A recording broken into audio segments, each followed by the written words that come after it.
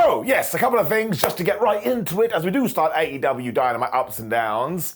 This Hammerstein Ballroom is completely awesome. Because, of course, AEW ran shows there all of last weekend, and the nostalgia, the fans, the way it looked, the noise. All Elite Wrestling should probably do this a couple of times every single year and make it a thing. That's why we're getting right into the deep and dirty. Hello, I am Simon Miller. Welcome to a Wrestling Review Show, but I'm giving it an up. In case you're wondering why it looks so ganky as well, I am on editing duties throughout the holiday season, and of course, happy holidays to all of you. I hope you had a great time, which is why going to be a negative Nancy right away, and like the Grinch. I'm also going to be super duper happy 9,000 though, because Taz was back on commentary. That's awesome, because one, he had like serious knee surgery, so I'm glad he is back on his feet, no pun intended, but also two, that man is really good at his commentary job, and we don't give him enough credit. At the same time, there's every chance this was his choice, I would get it.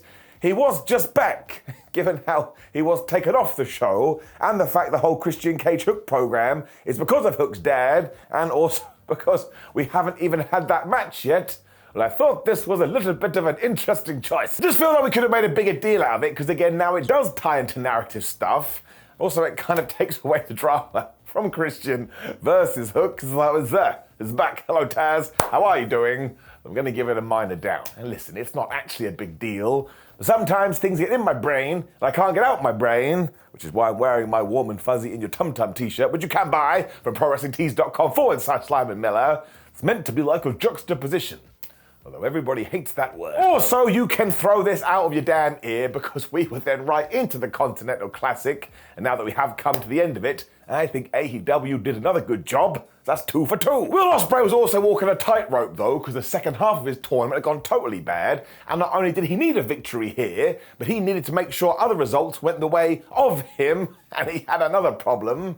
It was a really big problem, because his opponent was Brody King. It was so good though, because they just kept things simple. Brody is really strong, Will is really quick, so they just did the back and forth with that in mind.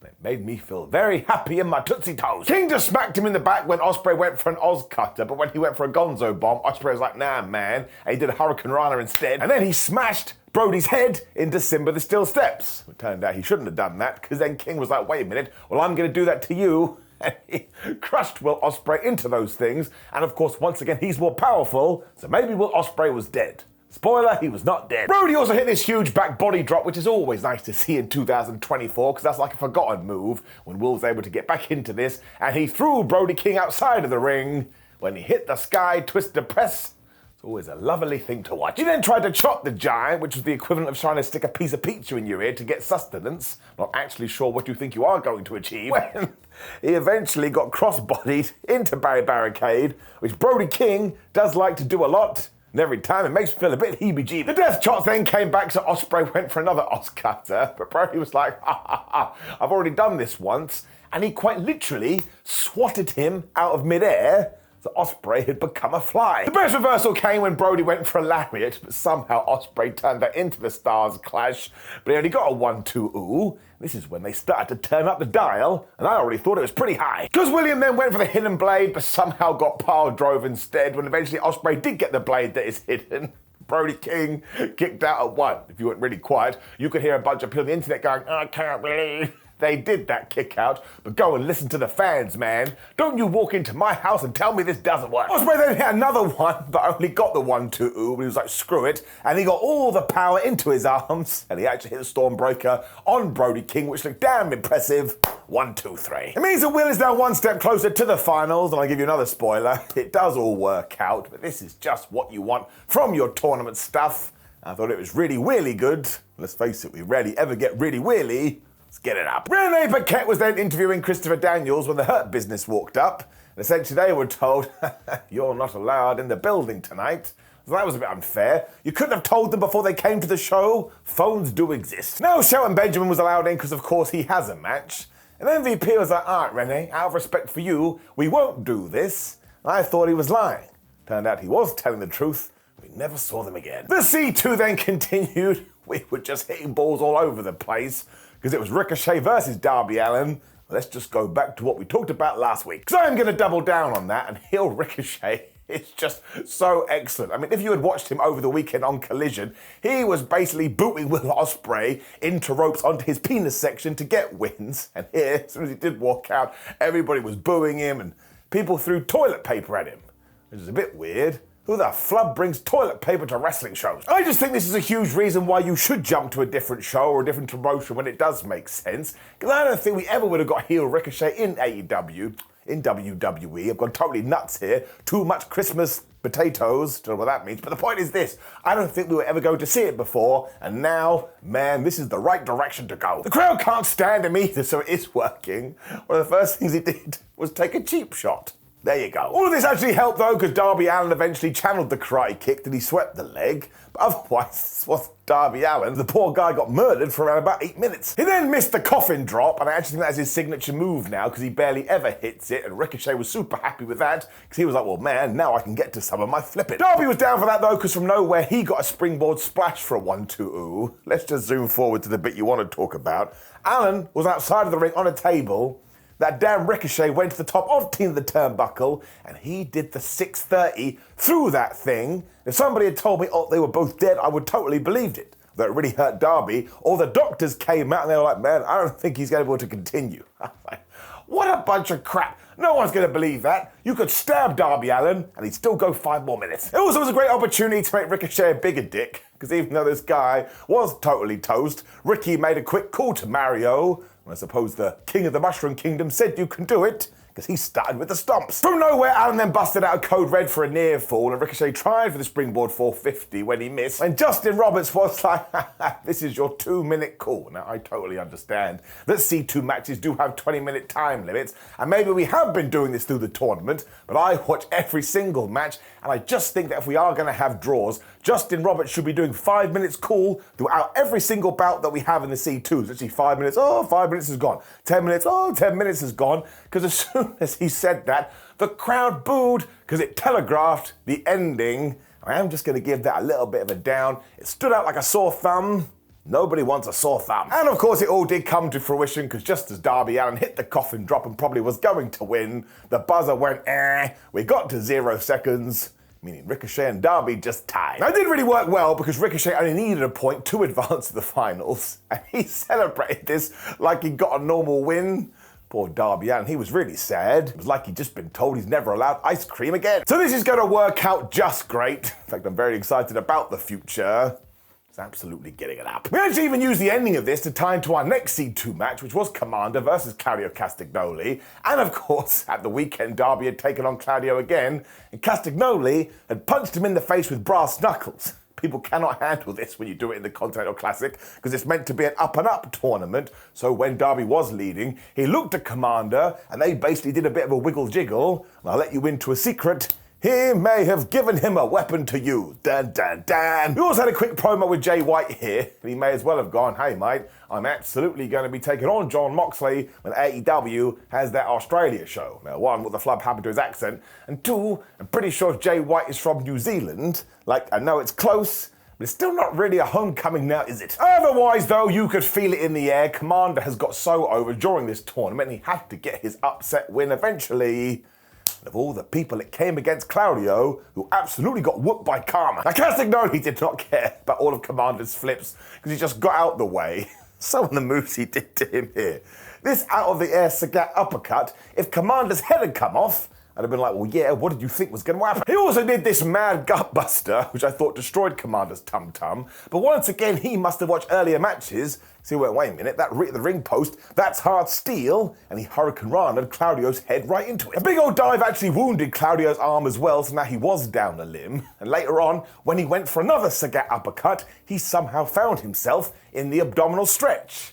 That one was a little bit weird. How the flub did Commander do it? Claudio then remembered that Commander had a penis, so he too used the ropes to crotch him, and the ref was like, why did you do that? But actually, this did create the distraction we did need, because Commander went out of the ring, he found Darby Allin's magic coat, within that was the brass knuckles of joy, and when Castagnoli came to get him, he punched him right in the face when he hit his ring walk shooting star press thingamajig, which is damn amazing, and he got the 1, 2, 3, the Hammerstein Ballroom went wild. The Death Riders were so angry, John Moxley and Marina Shafir just appeared from nowhere. I suppose that makes sense.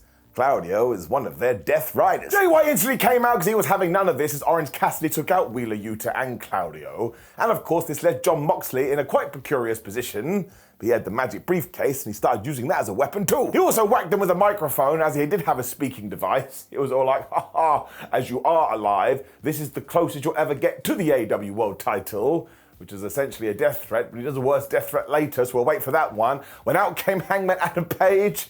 Fair play to John. He sold this like he'd seen a ghost. Now the numbers game worked as well because Moxie got hit with all of our big moves when, of course, Jay White, Orange Cassidy and Hangman Adam Page did fall out because they all wanted to pick up the briefcase, which is what you do before you have a big pay-per-view match. But because they're also at odds with each other, they basically stared into each other's eyes because they may be kind of friends, but they're also enemies. That's right. It probably also means that Moxie is most definitely winning, but when you take this segment and the match, I am going to give it an up. When it does come to this Jon Moxley stuff, I really hope coming out the other end of the At World's End pay-per-view, there is something either big or more self-explanatory on the way, because it's just a little bit iffy-jiffy. Still good, but we need something, otherwise though, yes, up. We then got to confirm that it is going to be Mercedes Moné versus Chris Statlander 2 at World's End. Listen, on the one hand, that's absolutely fabulous. The first one was great. Do you know how Chris got this match though? She just walked onto Collision and say, hey Mercedes, Geese title match. And I was like, alright, well fine, we'll just do it. But really, Mercedes should have gone, no, I beat you fair and square. I mean, all we had to do was put Statlander in some kind of a match with a couple of other people and called it a #1 contenders thingamajig, just to give it a little bit more impetus. Now listen, I'm not mad at it. I think the match could probably steal the show. I'm going to give it a down. We talk about this on all of the shows. When you do just go Geese title shot, well, I just feel like you're missing out on an opportunity to be creative. We were then back to the C2 though, and do not tell me we are not eating good in 2024, because it was the first ever singles match between Shelton Benjamin and Okada. I mean, that's better than Christmas dinner. Okada also always brings his own style to these matches, so it just felt utterly different. Shelton Benjamin is not only on the run of his life, but it goes to show this is what WWE should have been doing with him years ago. He is 49 years of age. Well, he may be better than ever. I really wouldn't mind it either if one day Shelton became the AEW World Champion. When the bell rang, we got right into the wrestling tennis, because it was proper back and forth stuff. I kind of did use that to sneak in a DDT, but that just pissed off Benjamin, who came back with this mad superplex. And that led to them punching each other in the face, when I think they were also trying to do the other person's move, because in wrestling, that's really insulting. Benjamin also applied the ankle lock, which when Okada hit an air raid crash, I just put my tush in the chair and I was like, oh, here we go. Despite being totally beloved as well, Okada then flipped off the audience, but he still got cheered. But it also means he hasn't watched one episode of Ups and Downs in 2024, which is obvious. Why would he? But you cannot pose in this year. It always goes badly. So instead, Shelton did come behind him. He hit every single German suplex you could imagine. Hacked him Rengagun and Der Dummelmann. Okada then tried for the Rainmaker, but he got suplexed even more when Benjamin was going to go for the Exploder, but Okada was like, nah, bro. And he went for the most devastating move in all of sports entertainment surprise roll-up. He only got a 1-2 ooh. We then had another great near fall because Shelton hit this awesome pay dirt. But when he did go for the Team Bone suplex, the was like, man, really close to losing here. He hit the Rainmaker and he got the win. And Okada is going to the finals. Now they did shake hands afterwards because no one is going to boo these guys when Okada flipped Benjamin off as soon as he had left. But again, all the fans were like, whoa, Okada, I love you. And there has been this subplot here that when it comes to tournaments, there is not one better tournament wrestler than Okada. And I totally love it, man. And if you have been watching all of this on Dynamite and Collision, it has just been so damn good. Up. When, yep, dickhead Ricochet is the best. Because Renee was chatting to Swerve Strickland and Prince Nana, and Swerve was basically like, listen, there have been some downs in 2024, but overall it's just been full of ups. I mean, he didn't say that, but he basically told us he had become a main eventer this year, and it's true, he had a phenomenal 12 months. Just as he was about to talk about 2025, Ricochet walked in. He was all like, did you see me beat Darby Allin? Of course you did, because you're always watching me. Also, remember how you sucked in the C2 last year? That ain't the same for this guy. Strickland then basically intimidated Ricochet and said, man, you're gonna pay so bad because you're such an idiot. But as soon as he had walked off, Ricochet just shouted, oh yeah? Well, that's why you ain't got no house no more. I was like, it's the greatest thing to say. And he said it like he was 5 years old. I'm just gonna keep doubling down on this. dickhead Ricochet is great. Chris Jericho then did his New York Minute, and he's taken on Anthony Bowens on the last ever Rampage this Friday, which is interesting, when it was time for Toni Storm versus Taya Valkyrie. Now the main thing we need to talk about is the ultimate reinventor of professional wrestling in the modern age, which is Toni Storm, because obviously she has now reverted back to her original gimmick, but she also thinks she's only just been signed with AEW, and this is like her big break. You should go and watch some of the skits. They're very, very entertaining. She's also so happy to be facing Taya Valkyrie, who has all the experience, so she tried to shake Taya's hand. Valkyrie just run through her.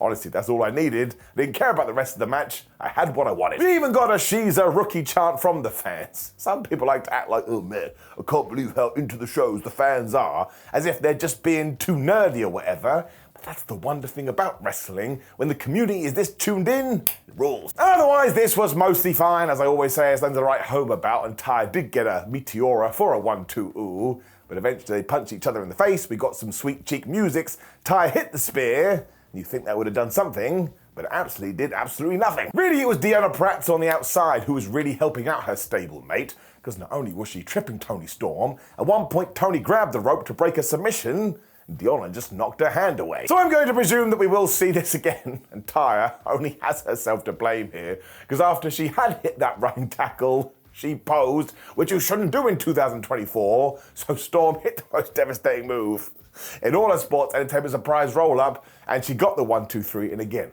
because she's meant to be a newbie, that is a very, very good finish. I would imagine the big old build as well is that we do get to that Australian show when timeless Toni Storm returns, and honestly, that could be one of the biggest pops in 2025, so this is just the good side of wrestling. It's fun, man. It's meant to be fun.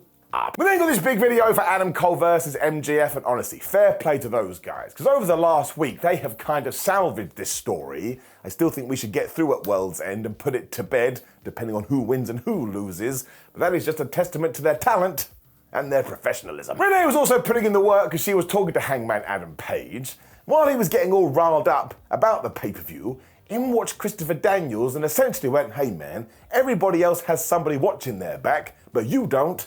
So maybe I can be that guy. It's like, it's kind of out of nowhere. You two usually hate each other. Now, after Daniels walked off as well, you could see the cowboy contemplating this.